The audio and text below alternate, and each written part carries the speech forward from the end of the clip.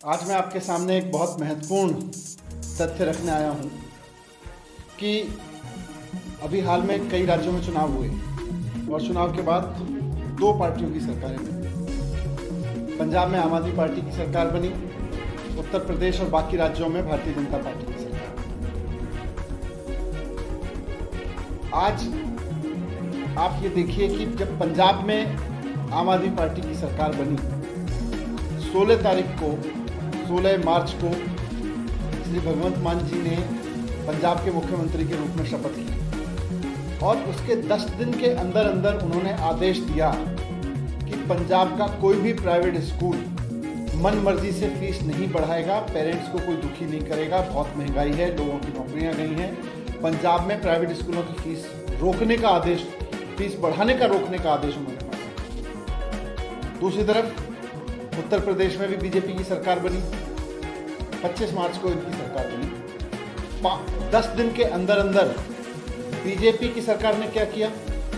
BJP की सरकार ने आदेश पारित किया कि प्राइवेट स्कूलों को फीस बढ़ाने की, पेरेंट्स को लूटने की अब खुली छूट है। एक तरफ आम आदमी पार्टी की सरकार बनती है उसी चुनाव में और पंजाब में आदेश पारित करती है कि प्राइवेट स्कूलों को मनमानी से फीस नहीं बढ़ाने दी जाएगी, और दूसरी तरफ भारतीय जनता पार्टी की उत्तर प्रदेश में सरकार बनती है और वो कहती है कि अब तो चुनाव हो गए, अब प्राइवेट स्कूलों को खुली छूट है फीस बढ़ाने की।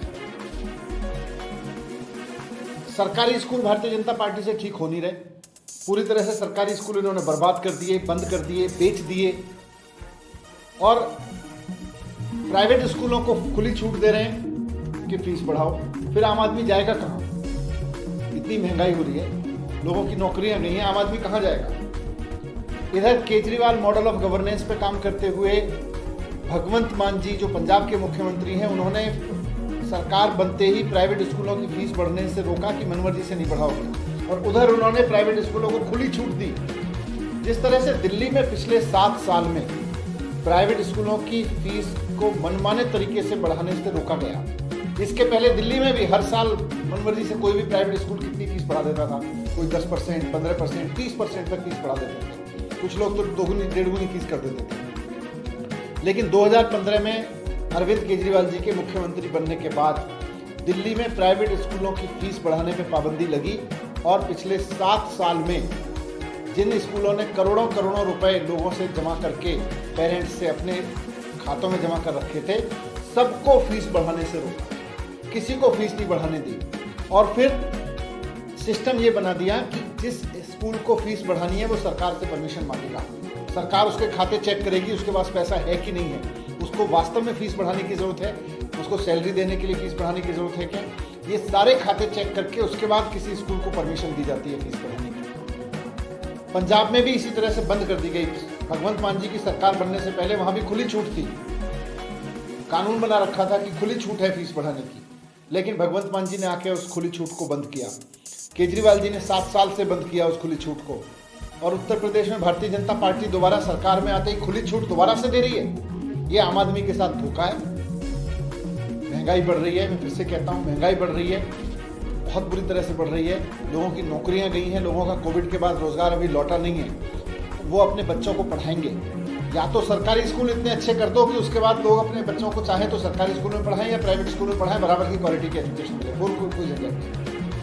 लेकिन आप सरकारी स्कूलों को बर्बाद करोगे, प्राइवेट स्कूलों को फीस बढ़ाने का इतना मनमर्जी से फीस बढ़ाने का मौका दोगे, तो इसका मतलब आप देश को अनपढ़ रखना चाहते हो। यही है भारतीय जनता पार्टी का गवर्नेंस मॉडल। तो मैं यही कहना चाहता हूँ कि पेरेंट्स का ध्यान रखें, हितों का ध्यान रखें, इस तरह से मनमर्जी और साठगांठ पे लोगों को लूटने के लिए मजबूर ना करें उत्तर प्रदेश में।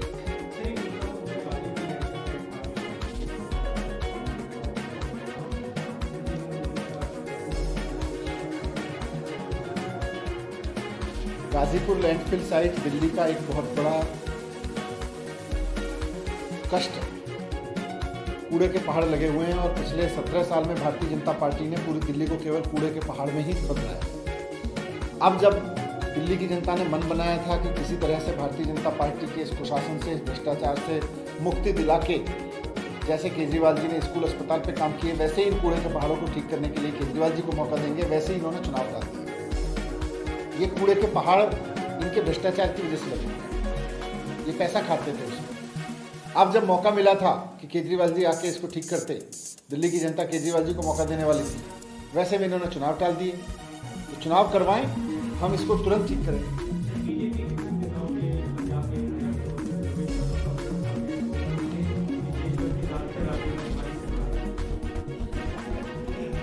बचकानी है।